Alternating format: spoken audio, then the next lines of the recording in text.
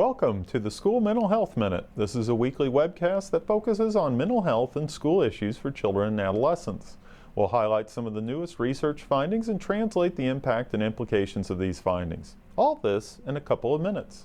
I'm Dan Florell, and let's see what this week's study has to offer.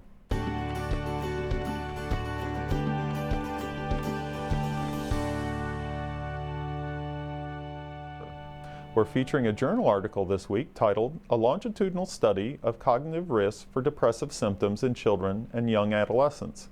The authors were seeking to find if the tendency of how children and adolescents interpret events and think about themselves can predict depressive symptoms in the future. They looked at three areas of cognitive vulnerability. First was attribution style, which is blaming yourself for bad things that happen. An example would be failing a test and attributing the failure to being stupid versus the teacher creating a hard test. Second were negative cognitions, which are keeping negative thoughts about yourself in mind. Third was self-competence, where you believe that you are fundamentally incompetent. What they found is that negative cognitions were the best predictor of depression in the short term, and that self-competence was the best predictor of depression over the long term. In addition, children who experienced negative life events had a higher risk of developing depression when coupled with these cognitive vulnerabilities.